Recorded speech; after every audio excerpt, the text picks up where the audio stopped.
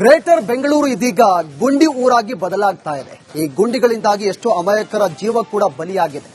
ಮತ್ತೊಂದು ಕಡೆ ಜನರು ಕೂಡ ಈ ಗುಂಡಿಯನ್ನ ಮುಚ್ಚಿ ಅಂತ ಆಕ್ರೋಶವನ್ನ ಕೂಡ ಹೊರ ಹಾಕ್ತಾ ಇದ್ದಾರೆ. ಮತ್ತೊಂದು ಕಡೆ ಡಾಕ್ಟರ್ ಜಿ ಪರಮೇಶ್ವರ್ ಅವರು ಕೂಡ ರಸ್ತೆ ಮಾಡೋದ್ರಿಂದ ಜನರ ಜೀವನ ಉದ್ಧಾರ ಆಗುತ್ತಾ ಅಂತ ಪ್ರಶ್ನೆ ಮಾಡಿದ್ದಾರೆ. ಇದು ಜನರ ಕೆಂಗಣ್ಣಿಗೆ ಗುರಿಯಾಗಿದ್ದಾರೆ. ಈ ಕುರಿತ ಒಂದು ವರದಿ ನಿಮ್ಮ ಮುಂದೆ.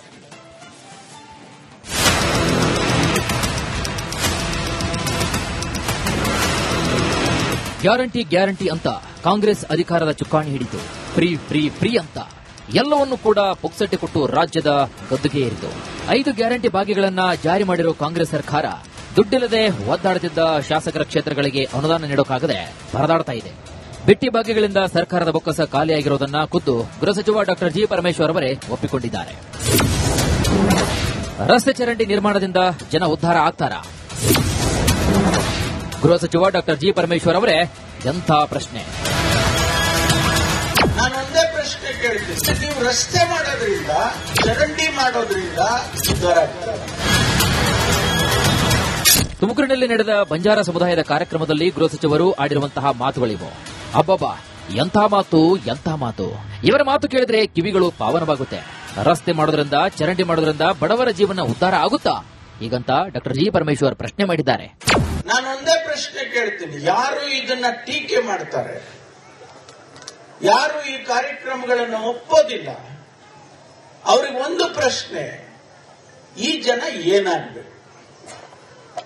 ಆಯ್ತಪ್ಪ, ನಾವು ಕೊಡೋದಿಲ್ಲ, ನಾಳೆ ನಿಲ್ಲಿಸ್ಬಿಡೋಣ. ಈ 58,000 ಕೋಟಿ ರೂಪಾಯಿ ವರ್ಷಕ್ಕೆ ನಾವು ಏನ್ ಕೊಡ್ತಾ ಇದ್ದೀವಿ, ನಾಳೆ ನಿಲ್ಲಿಸ್ತೇವೆ. ಆದ್ರೆ ನೀವು ರಸ್ತೆ ಮಾಡೋದ್ರಿಂದ, ಚರಂಡಿ ಮಾಡೋದ್ರಿಂದ ಅಥವಾ ಇನ್ನೇನೋ ಕಾರ್ಯಕ್ರಮ ಮಾಡೋದ್ರಿಂದ ಆ ಬಡವರ ಜೀವನ ಏನಾಗ್ತದ್ರಿ? ಉದ್ಧಾರ ಆಗ್ತದೆ? ಗ್ಯಾರಂಟಿಯಿಂದ ಅಭಿವೃದ್ಧಿ ಕಾರ್ಯ ನಿಧಾನ. ಬಳಿಕ ಮಾತು ಮುಂದುವರಿಸಿದ ಗೃಹ ಸಚಿವರು ಗ್ಯಾರಂಟಿಯಿಂದ ಅಭಿವೃದ್ಧಿ ಕಾರ್ಯಗಳು ನಿಧಾನ ಆಗಿರೋದನ್ನು ಒಪ್ಪಿಕೊಂಡಿದ್ದಾರೆ. ಗ್ಯಾರಂಟಿಯಿಂದ ಅಭಿವೃದ್ಧಿ ಯೋಜನೆ ಒಂದಿಷ್ಟು ನಿಧಾನ ಆಗಿರಬಹುದು, ಹಾಗಂತ ಯಾವ ಕಾರ್ಯಕ್ರಮಗಳನ್ನು ಕೂಡ ನಿಲ್ಲಿಸಿಲ್ಲ ಅಂತ ಹೇಳಿದರು. ಹಂಗಂತೇಳಿ ನಾವು ರಸ್ತೆ ಮಾಡೋದು ನಿಲ್ಲಿಸಿದೀವ, ಮನೆಗಳು ಕಟ್ಟೋದು ನಿಲ್ಲಿಸಿದೀವ, ಬೇರೆ ಬೇರೆ ಕಾರ್ಯಕ್ರಮಗಳು, ನೀರಾವರಿ ಕಾರ್ಯಕ್ರಮಗಳನ್ನು ನಿಲ್ಲಿಸಿದೀವ? ನಾವು ನಿಲ್ಲಿಸಿಲ್ಲ. ಒಂದಿಷ್ಟು ನಿಧಾನ ಆಗಿರ್ಬೋದು, ಒಪ್ಕೊಳ್ತೇನೆ. ಪರಮೇಶ್ವರ್ ಹೇಳಿಕೆಗೆ ಸಿಡಿದ ಕೇಸರಿ ಸೇನೆ.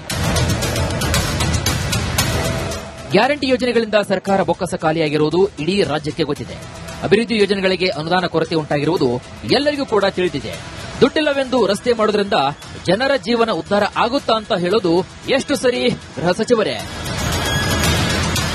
Bureau report, Republic Kannada. ಚಿತ್ರದುರ್ಗದ ರೇಣುಕಾಸ್ವಾಮಿ ಕೊಲೆ ಕೇಸ್ಗೆ ಸಂಬಂಧಪಟ್ಟಂತೆ ಆರೋಪಿ ಪವಿತ್ರ ಗೌಡಗೆ ಜಾಮೀನು ಸಿಗೋಕೆ 1 ವರ್ಷ ಬೇಕು ಅಂತ ಪವಿತ್ರ ಗೌಡ ಪರ ವಕೀಲ ಬಾಲನ್ ಈ ರೀತಿಯಾಗಿ ಹೇಳಿಕೆಯನ್ನು ಕೊಟ್ಟಿದ್ದಾರೆ. ಆರೋಪಿ ಪವಿತ್ರ ಗೌಡ ಹೊರಬರಲು 1 ವರ್ಷ ಬೇಕು. ಪವಿತ್ರ ಗೌಡ ಪರ ವಕೀಲ ಎಸ್ ಬಾಲನ್ ಹೇಳಿಕೆಯನ್ನು ಕೊಟ್ಟಿದ್ದಾರೆ. ಡಿಸೆಂಬರ್ 17ರಿಂದ ಕೇಸ್ ಪ್ರಾರಂಭವಾಗುತ್ತೆ.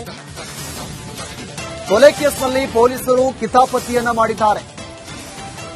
ಕೋರ್ಟ್ನಲ್ಲಿ ಕಪ್ಪು ಬಿಳಿ ಆಗುತ್ತೆ, ಬಿಳಿ ಕಪ್ಪು ಆಗುತ್ತೆ ಅಂತ ಹೇಳಿಕೆಯನ್ನು ಕೊಟ್ಟಿದ್ದಾರೆ. ಗೌಡ ಕೇಸಲ್ಲಿ ನಾನು ತಗೊಂಡಿದ್ದೀನಿ, ನಾನೇ ಲಾಯರು. ಅದು ಈಗ 17ನೇ ತಾರೀಕು ಶುರು ಆಗುತ್ತೆ. ಒಂದು ಕ್ಲೂ ಮಾತ್ರ ಕೊಡ್ತೀನಿ, ಅದು ಪೊಲೀಸರು ಎಷ್ಟೊಂದು ಕಿತಾಪತಿ ಮಾಡಿದ್ದಾರೆ, ಡಿರೈಲ್ ಮಾಡಿದ್ದಾರೆ ಅನ್ನೋದಕ್ಕೆ. 2 ಗಾಡಿ ಎದುರಲ್ಲಿ ಉಪಯೋಗ ಮಾಡಿದ್ರು ಅನ್ನೋದು ಕೇಸು. ಗಾಡಿ ಒಳಗಡೆ ಕೂದಲು ಬಿದ್ದಿದೆ ಅನ್ನೋದು ಇನ್ನು ಕೇಸು. ಕೂದಲು ವಶಪಡಿಸಿಕೊಂಡಿದ್ವಿ ಅನ್ನೋದು ಕೇಸು. ಕೂದಲನ್ನೇ ನಾವು FSLಗೆ ಕಳಿಸಿದೀವಿ, ರಿಪೋರ್ಟ್ ಬಂದಿದೆ. ರಿಪೋರ್ಟ್ ಅಲ್ಲಿ ಮಹಿಳೆಯರು ಕೂದಲು ಅಂದ್ರೆ IO ಹೇಳ್ತಾರೆ ಅದು ಪವಿತ್ರ ಗೌಡ ಕೂದಲು. ಅಂದ್ರೆ ಯಾರು ಕೂದಲಂದು ಅದು ಕಂಡಿಡ್ದಿಲ್ಲ. ಈ ತರ 106 ಇದೆ. ಈಗ ಟ್ರಯಲ್ ಆಗತ್ತೆ, ಅದರಲ್ಲಿ ಸುಮಾರು ವಿಷಯಗಳಿದೆ. ಕೇಸು ನಾನೇ ನಡೆಸೋದು, ನಾನೇ ಕ್ರಾಸ್ ಎಕ್ಸಾಮಿನೇಷನ್ ಮಾಡ್ತೀನಿ. ಪವಿತ್ರ ಗೌಡ ಅಕ್ಯೂಸ್ ನಂಬರ್ 1 ಅಂದ್ರೆ ನಾನೇ ಶುರು ಮಾಡ್ತೀನಿ. ನಾನು ಏನು ಕ್ರಾಸ್ ಎಕ್ಸಾಮಿನೇಷನ್ ಮಾಡ್ತೀನಿ ಅದು ಎಲ್ರಿಗೂ ಅನ್ವಯ ಆಗುತ್ತೆ. ಇದು ಕೇಸು ದಾರಿ ತಪ್ಪಿದೆ, ನಾವು ದಾರಿನಲ್ಲಿ ಬಿಡ್ತೀವಿ. ಸೊ ನಿರಪರಾಧಿಗಳೆಂದು ಹೊರಗೆ ಎಲ್ಲರೂ ಕೂಡ ಬರ್ತಾರೆ. ಜಾಮೀನು ಅರ್ಜಿ ವೆಕೇಟ್ ಆಯ್ತಂದ್ರೆ ಒಂದು ಸುಪ್ರೀಂ ಕೋರ್ಟ್ಗೂ ತೆಗೆದುಕೊಂಡು ಹೋದ್ರು. ಸೆಷನ್ಸ್ ಕೋರ್ಟ್ ಅಲ್ಲಿ ರಿಜೆಕ್ಟ್ ಆಯಿತು, ಹೈಕೋರ್ಟ್ ಅಲ್ಲಿ ಅಲೋ ಆಯಿತು, ಸುಪ್ರೀಂ ಕೋರ್ಟ್ ಅಲ್ಲಿ ಬ್ಯಾಡ್ಲ್ ಆಯಿತು, ಜಾಮೀನು ರದ್ದಾಯಿತು. ಇದು ನ್ಯಾಯಾಧೀಶರ ಆರ್ಡರ್. ಇದು ನಮ್ಮ ದೇಶದಲ್ಲಿ ಸರ್ವೋಚ್ಚ ನ್ಯಾಯಾಲಯ ಅಂದ್ರೆ ಸರ್ವೋಚ್ಚ ಅಧಿಕಾರ ಇದೆ, ಅಧಿಕಾರ ಕೊಟ್ಬಿಟ್ಟಿದ್ದಾರೆ. ಅದ್ರ ಬಗ್ಗೆ ನಾನು ಕಾಮೆಂಟ್ ಮಾಡಕ್ ಆಗೋದಿಲ್ಲ. ನಾನು ಟ್ರಯಲ್ ನಡೆಸ್ತೀನಿ, ಹೊರಗೆ ಬರ್ತಾರಂತ ಮಾತ್ರ ಹೇಳ್ತೀನಿ. ಯಾವಾಗ ಬರ್ಬೋದು ಅನ್ನೋದಾದ್ರೆ ಸರ್ ಮ್ಯಾಕ್ಸಿಮಮ್ 1 year. ಹೈಕೋರ್ಟ್ ಅಲ್ಲಿ ಆಸ್ ಎಕ್ಸ್ಪೀಡಿಯಸ್ಲಿ ಆಸ್ ಪಾಸಿಬಲ್ ಅಂತ ಹೇಳಿದ್ದಾರೆ. ಸೊ ಈಗ 17 ಶುರು ಆಗುತ್ತೆ, ಮತ್ತೆ ಇನ್ನು 2-3 ದಿವಸದಲ್ಲಿ ಬೇರೆ ಬೇರೆ ವಿಟ್ನೆಸ್ಗಳು ಬರ್ತಾರೆ. ಸೊ ಎಲ್ಲ ವಿಟ್ನೆಸ್ ಕ್ಲೋಸ್ ಆದ್ರೆ ಕೇಸು ಕ್ಲೋಸ್ ಆಗುತ್ತೆ. ಸೊ ಕೋರ್ಟ್ ಅಲ್ಲಿ ಟ್ರಯಲ್ ಆಗುತ್ತಲ್ಲ, ಹೇಳೋದೆಲ್ಲ ನಿಜ ಆಗುತ್ತೆ, ನಿಜ ಸುಳ್ಳು ಆಗುತ್ತೆ, ಸುಳ್ಳು ನಿಜ ಆಗುತ್ತೆ, ನಿಜ ಸುಳ್ಳು ಆಗುತ್ತೆ, ಉಲ್ಟಾ ಸೀದಾ ಆಗುತ್ತೆ, ಸೀದಾ ಉಲ್ಟಾ ಆಗುತ್ತೆ, ಕಪ್ಪು ಬೆಳೆಯೋದಾಗುತ್ತೆ, ಬೆಳೆಯೋದು ಕಪ್ಪಾಗುತ್ತೆ, ಕತ್ತಲು.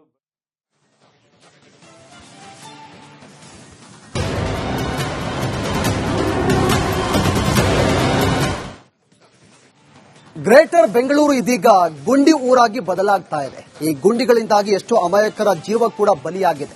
ಮತ್ತೊಂದು ಕಡೆ ಜನರು ಕೂಡ ಈ ಗುಂಡಿಯನ್ನ ಮುಚ್ಚಿ ಅಂತ ಆಕ್ರೋಶವನ್ನ ಕೂಡ ಹೊರ ಹಾಕ್ತಾ ಇದ್ದಾರೆ. ಮತ್ತೊಂದು ಕಡೆ ಡಾಕ್ಟರ್ ಜಿ ಪರಮೇಶ್ವರ್ ಅವರು ಕೂಡ ರಸ್ತೆ ಮಾಡೋದ್ರಿಂದ ಜನರ ಜೀವನ ಉದ್ಧಾರ ಆಗುತ್ತಾ ಅಂತ ಪ್ರಶ್ನೆ ಮಾಡಿದ್ದಾರೆ. ಇದು ಜನರ ಕೆಂಗಣ್ಣಿಗೆ ಗುರಿಯಾಗಿದ್ದಾರೆ. ಈ ಕುರಿತ ಒಂದು ವರದಿ ನಿಮ್ಮ ಮುಂದೆ.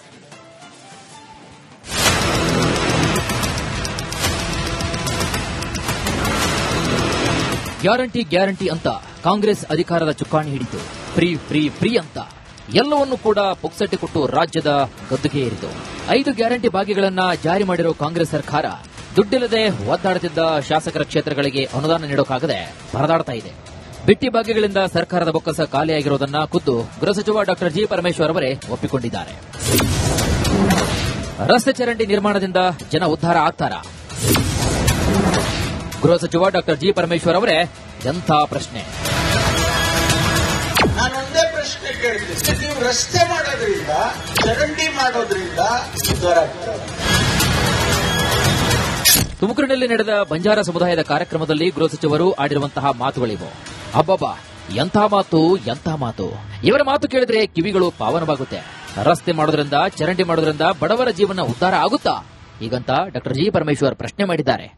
ನಾನೊಂದೇ ಪ್ರಶ್ನೆ ಕೇಳ್ತೀನಿ, ಯಾರು ಇದನ್ನ ಟೀಕೆ ಮಾಡ್ತಾರೆ, ಯಾರು ಈ ಕಾರ್ಯಕ್ರಮಗಳನ್ನು ಒಪ್ಪೋದಿಲ್ಲ, ಅವ್ರಿಗೆ ಒಂದು ಪ್ರಶ್ನೆ, ಈ ಜನ ಏನಾಗ್ಬೇಕು? ಆಯ್ತಪ್ಪ, ನಾವು ಕೊಡೋದಿಲ್ಲ, ನಾಳೆ ನಿಲ್ಲಿಸ್ಬಿಡೋಣ. ಈ 58,000 ಕೋಟಿ ರೂಪಾಯಿ ವರ್ಷಕ್ಕೆ ನಾವು ಏನ್ ಕೊಡ್ತಾ